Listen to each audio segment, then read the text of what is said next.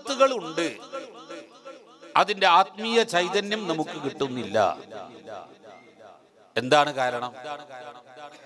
ഇത് പണ്ട് കാലത്തുണ്ടായിരുന്നു. ഇബാദത്ത് ധാരാളം വർദ്ധിപ്പിച്ച ആളുകൾ, ഇബാദത്ത് ഇഷ്ടം പോലെ ചെയ്ത ആൾക്കാർ. അള്ളാഹുവിന്റെ റസൂല് പറഞ്ഞു, എന്റെ സമുദായം 73 വിഭാഗമായി പിരിയും. എന്റെ സമുദായം 73 പാർട്ടിയായി. റസൂലുള്ളാഹിന്റെ ഉമ്മത്ത് 73 പാർട്ടിയാകും. കുല്ലുഹും ഫിന്നാർ, 72 എല്ലാവരും നരകത്തിലാണ്. ഇല്ലാ വാഹിദ, ഒരു പാർട്ടി ഒഴിച്ച്. 73-ൽ ഒരു പാർട്ടി ഒഴിച്ച് ബാക്കി 72 നരകത്തിലാണ്. ഒരു പാർട്ടി മാത്രം സ്വർഗത്തിൽ പോകും. ഇത് നിങ്ങളെ മനസ്സിലവിടെ ഇരിക്കട്ടോ. ഇതിന്റെ ആവശ്യം വരുമ്പോഴെടുത്താൽ ഞാൻ പറയാം. ഇത് നിങ്ങളെ മനസ്സിലിരിക്കട്ടെ. എന്താണ് അല്ലാഹുവിന്റെ റസൂൽ പറഞ്ഞത്? എന്റെ സമുദായം 73 പാർട്ടിയാകും, 72 നരകത്തിലാണ്, ഒരു പാർട്ടി മാത്രമേ സ്വർഗത്തിൽ പോകൂ. അള്ളാഹുവിന്റെ റസൂലിന്റെ വഫാത്തിന് ശേഷം സിദ്ദീഖ് റളിയല്ലാഹു അൻഹു ഭരണം നടത്തി. സിദ്ദീഖ് തങ്ങൾ വഫാത്തായതിനു ശേഷം ഉമർ റളിയല്ലാഹു അൻഹുവും, അവരുടെ ശേഷം ഉസ്മാൻ ഇബ്നു അഫ്ഫാൻ റളിയല്ലാഹു അൻഹുവും, അവരുടെ ശേഷം അലി ഇബ്നു അബീ ത്വാലിബ് റളിയല്ലാഹു അൻഹുവും ഇസ്ലാമിക ഖിലാഫത്ത്, നബി തങ്ങളിൽ നിന്ന് പഠിച്ച അതേ ഇസ്ലാമിക ഭരണം ഇവിടെ ഖിലാഫത്തുർ റാഷിദ നടന്നു. അലി റളിയല്ലാഹു അൻഹുവിന്റെ ഭരണകാലം. ആ കാലത്ത് പൊട്ടിപ്പുറപ്പെട്ട അവാന്തര വിഭാഗമാണ് ഖവാരിജികൾ. ഖവാരിജ് എന്ന് പറയുന്ന പാർട്ടി. ഖവാരിജികൾ ഒരു ഭാഗത്ത് ശക്തമായി പ്രവർത്തിച്ചു കൊണ്ടിരിക്കുന്നു. ഒരിക്കൽ ബഹുമാനപ്പെട്ട ഇബ്നു അബ്ബാസ് റളിയല്ലാഹു അൻഹു പള്ളിയിൽ കയറി വന്നപ്പോൾ അലി റളിയല്ലാഹു അൻഹു ദുഃഖിച്ച് തലതാഴ്ത്തി പള്ളിയിൽ വിഷമിച്ച് ഇങ്ങനെ ഇരിക്കുകയാണ്. വല്ലാത്തൊരു ടെൻഷൻ, ദുഃഖം മുഖത്ത് കാണാം. അന്നലേക്ക് ഇങ്ങനെ തലതാഴ്ത്തി ഇരിക്കുകയാണ്. ബഹുമാനപ്പെട്ട ഇബ്നു അബ്ബാസിന് മനസ്സിലായി, ഇപ്പോൾ ഖലീഫ വിഷമിക്കാൻ കാരണം ഇസ്ലാമിൽ പൊട്ടിപ്പുറപ്പെട്ട ഈ അവാന്തര വിഭാഗമായ ഖവാരിജികളുടെ പ്രവർത്തനമാണ്. ഖലീഫയെ ഒന്ന് സമാധാനപ്പെടുത്തണം. ഇബ്നു അബ്ബാസ് പറഞ്ഞു, ഖലീഫ, 2000 ഖവാരിജികൾ ഒരു പന്തലിൽ, ഒരു മലമുകളിൽ ഒരുമിച്ച് കൂടിയിട്ടുണ്ട് എന്നെനിക്കറിയാൻ കഴിയും. ഞാൻ ചെന്ന് അവരുടെ പ്ലാനുകൾ എന്തൊക്കെയാണെന്ന് അറിഞ്ഞ് ഞാൻ തിരിച്ചു വരാം. അലി റളിയല്ലാഹു അൻഹു പറഞ്ഞു, ഇബ്നു അബ്ബാസ്, നിങ്ങൾ പോകരുത്.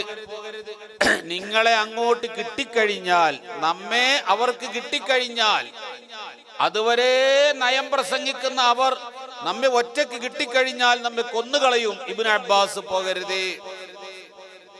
ബഹുമാനപ്പെട്ട ഇബ്നു അബ്ബാസ് റളിയല്ലാഹു അൻഹു പറയുന്നു, നിങ്ങളിൽ പലരും പ്രതീക്ഷിക്കുന്ന വിഷമം ഞാൻ പ്രതീക്ഷിക്കുന്നില്ല. എനിക്കുണ്ടാകൂല. നിങ്ങൾക്കുണ്ടാകുന്ന ബുദ്ധിമുട്ട് എനിക്കുണ്ടാകില്ല. കാരണം ഈ ആശയ വ്യത്യാസം അവർക്ക് വരുന്നതിന് മുൻപ് ഞാനും അവരും തമ്മിൽ അഭേദ്യമായ ബന്ധമായിരുന്നു ഉണ്ടായിരുന്നത്. ആ പഴയ പരിചയത്തിന്റെ പേരിൽ എന്നെ കാണുമ്പോൾ അവർക്ക് ആക്രമിക്കാൻ തോന്നുകയില്ല. ഞാൻ ചെന്ന് അവരുടെ പ്ലാനുകൾ എന്തൊക്കെയാണെന്ന് അറിഞ്ഞ് ഞാൻ തിരിച്ചു വരാം. ഞാൻ വന്നിട്ട് നിസ്കരിച്ചാൽ മതി. ഇബ്നു അബ്ബാസ് റളിയല്ലാഹു അൻഹു 2000 ഖവാരിജികൾ ഇരിക്കുന്ന ഒരു പന്തല്, ആ പന്തലിന്റെ സമീപത്ത് ചെന്ന് നോക്കിയപ്പോൾ കണ്ട കാഴ്ച, ഞാൻ അവരുടെ മുഖത്തേക്ക് മാറി മാറി നോക്കിയപ്പോൾ അവരുടെ മുഖത്ത് കാണുന്ന നിസ്കാരത്തഴമ്പ് നെറ്റി ഭൂമിയിൽ വെച്ച് അമർത്തിയതിന്റെ പേരിൽ നിസ്കരിക്കുന്ന സമയത്ത് സുജൂദിൽ അവന്റെ നെറ്റിത്തടം ഭൂമിയിൽ വെച്ച് അമർത്തണം. നല്ല ഭാരമായി വെക്കണം. വെറുതെ അങ്ങനെ തട്ടിച്ചു വെച്ചാൽ പോരാ. അവന്റെ തലയുടെ ഭാരം മുഴുവനും നെറ്റി ഭൂമിയിൽ അമർത്തി വെക്കണമെന്നത് നിർബന്ധമാണ്. ആ നിലക്ക് അവർ സുജൂദ് ചെയ്തതിന്റെ പേരിൽ അവരുടെ നെറ്റിയിൽ കാണുന്ന നിസ്കാര തഴമ്പ് കണ്ട് ഞാൻ അത്ഭുതപ്പെട്ടു പോയി. ഇബ്നു അബ്ബാസ് റളിയല്ലാഹു അൻഹു പറയും, ഇബ്നു അബ്ബാസ് പറയാണ്, അവരെ നിസ്കാരം കണ്ട് ഞാൻ അത്ഭുതപ്പെട്ടു. എന്താ അതിന്റെ അർത്ഥം? ഇബ്നു അബ്ബാസ് റളിയല്ലാഹു അൻഹുവും അലി ഇബ്നു അബീ ത്വാലിബ് റളിയല്ലാഹു അൻഹുവും അവരുടെ അനുയായികളും നിസ്കരിക്കുന്നതിൽ കൂടുതൽ നിസ്കാരം അപ്പുറത്ത് ഉണ്ടായത് കൊണ്ടാണ് അത്ഭുതം. അല്ലെങ്കിൽ അത്ഭുതപ്പെടാഞ്ഞല്ലോ. അവരെ നിസ്കാരം കണ്ട് ഞാൻ അത്ഭുതപ്പെട്ടു പോയി. നമ്മക്കത്ര നിസ്കാരമില്ല, അത്ര വലിയ നിസ്കാരക്കാരൻ. ഞാൻ അവരുടെ മുഖത്തേക്ക് മാറി മാറി നോക്കിയപ്പോൾ ഉറക്കമൊഴിച്ച് ദിക്ർ ഇബാദത്തിലായി കഴിഞ്ഞതിന്റെ പേരിൽ അവരുടെ കണ്ണുകൾക്ക് ചുവപ്പ് നിറമായിരിക്കുന്നു. ശ്രദ്ധിച്ചു നോക്കിയപ്പോൾ അവരുടെ ശരീരത്തിൽ മാംസങ്ങളില്ല, എല്ലും തൊലിയും മാത്രമാണ്. പട്ടിണി കിടന്ന ഇബാദത്തിലാണ്. വേഷവിധാനം നോക്കുമ്പോൾ അവരുടെ താടി നീണ്ടതാണ്, അവരുടെ തലപ്പാവുണ്ട്. അവരുടെ തുണിയാണെങ്കിൽ നെരിയാണിക്ക് മീതെ കയറ്റി ഉടുത്ത തുണിയാണ്. തണ്ടങ്കാല് വരെ നിസ്ഫു സാഖ് വരെ ഉയർത്തി.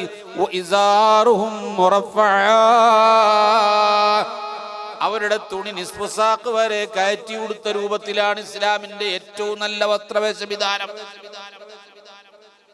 പട്ടിണി കിടന്ന് വിഷമിച്ച് വിശന്നുകൊണ്ട് ഇബാദത്തെടുക്കുന്ന ആ സദസ്സിലേക്ക് ഒരു ഈത്തപ്പഴം വീണു. വിശപ്പിന്റെ കാഠിന്യം കൊണ്ട് ഒരുത്തനതെടുത്ത് വായിൽ വെച്ച് കടിച്ച് ചവച്ചു. നേതാവ് ചെന്നിട്ട് പറയുകയാണ്, ഡാ, ഇത് അന്യന്റെ മുതലല്ലേ, അവനോട് സമ്മതം ചോദിക്കാതെ നീ അതെടുത്ത് തിന്നാൽ നിന്റെ ഇബാദത്ത് അല്ലാഹു അവന് കൊടുക്കും, പരലോകത്ത് നിനക്ക് കിട്ടൂല എന്ന് പറഞ്ഞ് ആ പട്ടിണി പാവത്തെ ആ സദസ്സിൽ നിന്ന് എഴുന്നേൽപ്പിച്ച് ആ പഴം പൊരുത്തപ്പെടിപ്പിക്കാൻ വേണ്ടി പറഞ്ഞേക്കുന്നു. നോക്കണം നിങ്ങൾ, അവരുടെ ഇബാദത്തിന്റെ ശൈലിയാണ്. ഉറക്കമൊഴിച്ച ഇബാദത്ത്, കണ്ണുകൾക്ക് വർണ്ണവ്യത്യാസം, ശരീരം ക്ഷയിച്ചുപോയി, അന്യന്റെ മുതല് തിന്നിട്ടില്ല, വസ്ത്രവേഷവിധാനം, നിസ്കാരത്തഴമ്പ്, ഇതൊക്കെ ഇബ്നു അബ്ബാസ് റളിയല്ലാഹു അൻഹു വിവരിക്കുന്നു.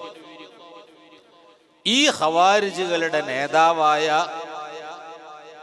അബ്ദുറഹ്മാൻ ഇബ്നു മുൽജമാണ്.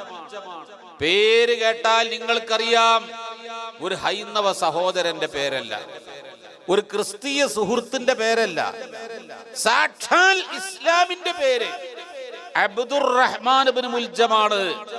അലി ഇബ്നു അബീ ത്വാലിബ് റളിയല്ലാഹു അൻഹുവിനെ വെട്ടിക്കൊല്ലുന്നത് പുണ്യമാണെന്ന് മനസ്സിലാക്കി വെട്ടിക്കൊലപ്പെടുത്തി. ഇനി ഞാൻ നേരത്തെ പറഞ്ഞ ഹദീസ് എന്താണ്? നേരത്തെ പറഞ്ഞ ഹദീസ്, എന്റെ സമുദായം 73 ആകും, 72 നരകത്തിൽ, ഒറ്റ പാർട്ടിയെ സ്വർഗത്തിൽ പോവുള്ളൂ എന്ന് റസൂലുള്ളാഹി തങ്ങൾ പറഞ്ഞതാണ്. ഇവിടെ അലി റളിയല്ലാഹു അൻഹു ആണോ സ്വർഗത്തിൽ, അബ്ദുറഹ്മാൻ ഇബ്നു മുൽജമാണോ സ്വർഗത്തിൽ? രണ്ട് പാർട്ടി പോകൂല എന്ന് നബി പറഞ്ഞു.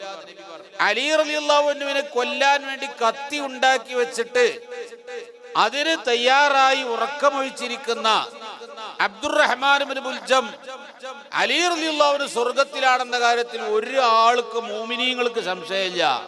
അലിയാർ സ്വർഗത്തിലാണ്, അശ്റത്തുൽ മുബശ്ശറയാണ്, ഖുലഫാഉർ റാഷിദീങ്ങളിൽപ്പെട്ട ആളാണ്. റസൂലുള്ളാഹിന്റെ പുന്നാരമോളെ വിവാഹം ചെയ്ത മരുമകനാണ് അലി ഇബ്നു അബീ ത്വാലിബ് റളിയല്ലാഹു അൻഹു. മഹാൻ സ്വർഗത്തിലാണ്. എങ്കിൽ ഖവാരിജ് സ്വർഗത്തിലല്ല. ഇന്ത്യ ഖവാരിജ് സ്വർഗത്തിൽ പോകാത്തത് നിസ്കരിക്കാത്തത് കൊണ്ടാണോ, ഖുർആൻ ഓതാത്തത് കൊണ്ടാണോ, ദിക്ർ ചെല്ലാത്തത് കൊണ്ടാണോ, ഇബാദത്തിന്റെ കുറവ് കൊണ്ടാണോ? ബാഹ്യമായി ഒരു കുറവും ഇബാദത്തിൽ എവിടെയും സംഭവിച്ചിട്ടില്ല. പിന്നെ അലി റളിയല്ലാഹു അൻഹു നിസ്കരിക്കുന്നതിലേറെ നിസ്കരിച്ചിട്ടുണ്ട്, ഇബ്നു അബ്ബാസ് നിസ്കരിച്ചതിലേറെ നിസ്കരിച്ചിട്ടുണ്ട്. ഇബാദത്ത് കുറെ ഉണ്ടായിട്ടെന്താ? അത് ഫലപ്രദമാകണമെങ്കിൽ ഇബാദത്തുകൾ, നാം ചെയ്യുന്ന ഇബാദത്ത് വളരെ കുറച്ചാണെങ്കിലും അത് ഫലപ്രദമാകണമെങ്കിൽ മനുഷ്യൻ സംസ്കരിക്കേണ്ട ചില വസ്തുക്കളും മനുഷ്യൻ സംസ്കരിച്ചെടുക്കേണ്ട ചില സാധനങ്ങളും ആ സാധനം സംസ്കരിച്ചെടുക്കണം. അത് സംസ്കരിച്ചെടുത്താലേ നാം ചെയ്യുന്ന ഇബാദത്ത് നമുക്ക് ഫലപ്രദമായി മാറുകയുള്ളൂ. ഏതാണത്? ഇന്ന ഫിൽ ജസദി മുദ്ഗ, മനുഷ്യ ശരീരത്തിൽ ഒരു മാംസ കഷ്ണമുണ്ട്. ഇദാ സ്വലഹത്ത്, അത് നന്നായാൽ, സ്വലഹൽ ജസദ് കുല്ലുഹു, ശരീരം മുഴുവനും നന്നായി. ഇദാ ഫസദത്ത്, അത് ചീത്തയായാൽ, ഫസദൽ ജസദ് കുല്ലുഹു, ശരീരം മുഴുവനും ചീത്തയായി. അലാ വഹിയൽ ഖൽബ്, അത് ഹൃദയമാണ്. ആ മാംസകഷ്ണം ഹൃദയമാണ്. ഹൃദയം നന്നായാൽ മൊത്തം നന്നായി, ഹൃദയം ചീത്തയായാൽ മൊത്തം ചീത്തയായി. ഹൃദയം നന്നാവാത്തത് കൊണ്ടാണ് അലി ഇബ്നു അബീ ത്വാലിബ് തങ്ങളെ ഉൾക്കൊള്ളാൻ ആ ഹൃദയത്തിന് കഴിഞ്ഞില്ല. അലി റളിയല്ലാഹു അൻഹുവിനെ വിശ്വസിക്കാനും ഉൾക്കൊള്ളാനും സ്നേഹിക്കാനും ഖവാരിജികൾക്ക് കഴിഞ്ഞില്ല. അലി റളിയല്ലാഹു അൻഹുവിനെ വെട്ടിക്കൊല്ലുന്നത് പുണ്യമാണെന്ന ആശയമാണ് അവർക്കുള്ളത്. റസൂലുള്ളാഹിന്റെ മരുമകനും ഖുലഫാഉർ റാഷിദീങ്ങളിൽപ്പെട്ട അശ്റത്തുൽ മുബശ്ശരീങ്ങളിൽപ്പെട്ട റസൂലുള്ളാഹിന്റെ സഹാബിമാരിൽപ്പെട്ട അലിയാരെ ഉൾക്കൊള്ളാൻ കഴിയാത്തതിന്റെ പേരിൽ അവർ നിസ്കരിച്ചിട്ട് എന്താ കാര്യം? നിങ്ങൾ മനസ്സിലാക്കണം, നിസ്കരിക്കുന്നിടത്തൊക്കെ ഈമാനില്ല, നോമ്പ് നോൽക്കുന്നിടത്തൊക്കെ ഈമാനില്ല. നമ്മൾ ചില ആളുകളെ കാണും, ഭയങ്കരമായ താടിയായിരിക്കും, ഭയങ്കരമായ വേഷവിധാനമായിരിക്കാം, ഫുൾ ടൈം നിസ്കാരം തന്നെ, മറ്റുള്ളവരെ നിസ്കരിപ്പിക്കൽ തന്നെ. അതിൽ നാം തെറ്റിദ്ധരിച്ചു പോയി. നിസ്കരിക്കുന്നിടത്തൊക്കെ ഈമാനില്ല, ഇബാദത്ത് ചെയ്യുന്നിടത്തൊക്കെ ഈമാനില്ല. അതല്ല ഈമാൻ. നിസ്കാരവും നിസ്കരിപ്പിക്കലും അല്ല ഈമാൻ. അത് ഖൽബിന്റെ ഉള്ളിൽ കിടക്കുന്ന വസ്തുവാണ്. അത് നന്നായാൽ, അവന്റെ ഹൃദയം നന്നായാൽ, ശരീരം മുഴുവനും നന്നായി, അവനിൽ നിന്നുണ്ടാകുന്ന ഇബാദത്തുകൾ അപ്പോഴേ ഇബാദത്തായി മാറൂ. ആ ഇബാദത്ത് കൊണ്ടേ പരലോകത്ത് രക്ഷപ്പെടാൻ കഴിയൂ.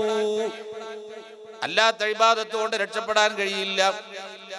എന്താണ് നന്നാവേണ്ടത്? ഖൽബ്. അല്ലാഹ് ഖുർആനിൽ പറയുന്നു, ഖദ് അഫ്ലഹ മൻ സക്കാഹാ വഖദ് ഖാബ മൻ ദസ്സാഹാ. ഹൃദയം സംസ്കരിച്ചെടുത്താൽ, ആത്മാവ് സംസ്കരിച്ചെടുത്താൽ, ആത്മാവിനെ സ്ഫുടം ചെയ്തെടുത്താൽ, തുരുമ്പ് പിടിച്ച ആത്മാവിനെ സ്ഫുടം ചെയ്ത് ശുദ്ധീകരിച്ചെടുത്തവൻ വിജയിച്ചവനാണ്. അത് തുരുമ്പ് പിടിച്ച് മലീമഷമായി കിടക്കുകയാണോ, അവൻ പരാജയപ്പെട്ടവനാണ്. അല്ലാഹു ഖുർആനിൽ പറയുന്നു. എന്താണ് ഖൽബിന്? ഖൽബ് ശുദ്ധിയാക്കണം. ഖൽബ് ശുദ്ധിയായി കഴിഞ്ഞെങ്കിലേ നമ്മൾ ഈ ചെയ്യുന്ന ഇബാദത്തൊക്കെ നമുക്ക് ഫലപ്രദമാവുള്ളൂ. അല്ലെങ്കിൽ വെറുതെ കുറെ കാട്ടിക്കൂട്ടലുകൾ, അത്രയേ ഉള്ളൂ. അതുകൊണ്ടൊരു ഫലവും പരലോകത്ത് കിട്ടുകയില്ല.